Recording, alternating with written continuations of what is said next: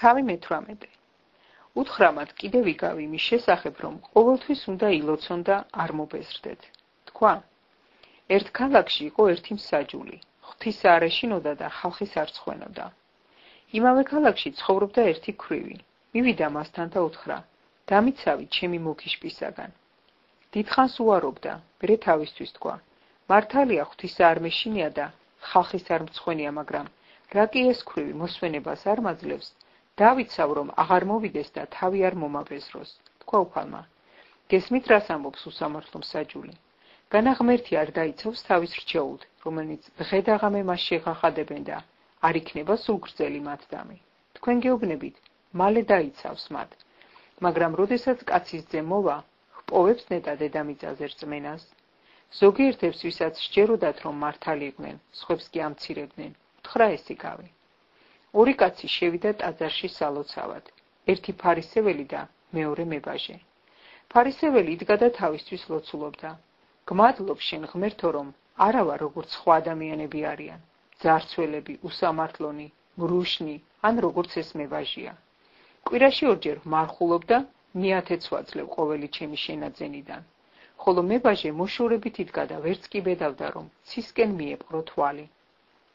მკერდში მჯიხს იცემდა და ამბობდა: ღმერთო, შემიწყალე მეცოდვილი.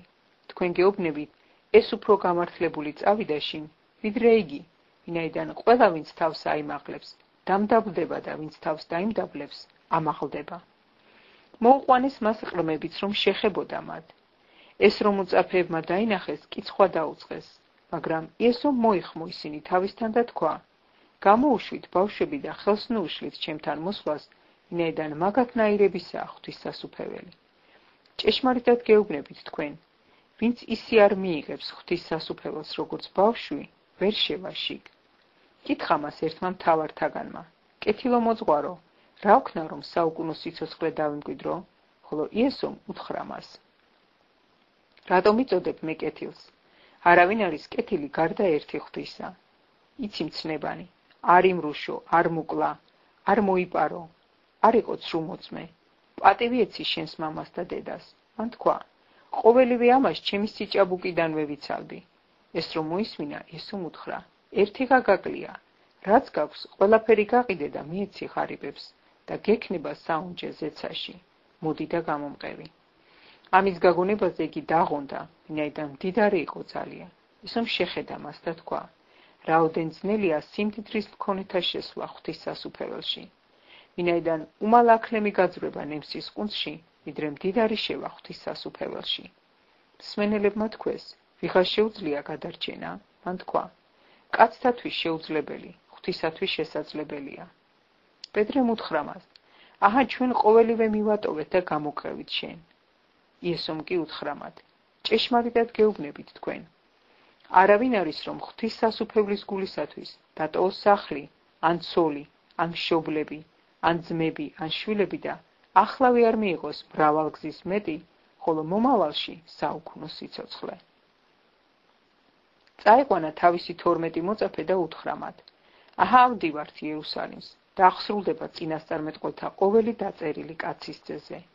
ვინაიდან წარმართებს გადაეცემა, შეაგინებენ, შეურაცხყოფას მიაყენებენ, შეაფურთხებენ, გაშულტავენ, მოკლავენ და მესამე დღეს აღდგება. ისინი კი ამით ვერაფერს მიხვდნენ, ვინაიდან ეს სიტყვა დაფარული იყო მათთვის და ვერ გაიგეს ნათქვამი. იერიხონს რომ მიუახლოვდნენ, ვიღაც ბრმა იჯდა გზაზე და მოწყალებას ითხოვდა. გამვლელი ხალხის ხმა გაიგო და იკითხა: რა ამბავია? უთხრეს: იესო ნაზორეველი მოდისო. მაშინ მან დაიყვირა: იესო დავითის ძეო, შემიწყალე. წინ მიმავალნი გაუწყდნენ, რომ გაეჩუმებინათ, მაგრამ ის კიდევ უფრო აღვირდა: დავითის ძეო, შემიწყალე. შეჩერდა იესო და ბრძანა მასთან მოეყვანათ. როცა იგი მიუახლოვდა, კითხა: რა გინდა რომ გაგიგეთო? უთხრა: უფალო, რომ თვალი ამეხილოს. ხოლო იესომ უთხრა: აახილე, შენ მარწმენამ გიხსნა შენ და იმ წამსვე აეხილა. მიჰყვებოდა მას და ადიდებდა ღმერთს. მთელი ხალხი ხედავდა ამას და აქებდა ღმერთს.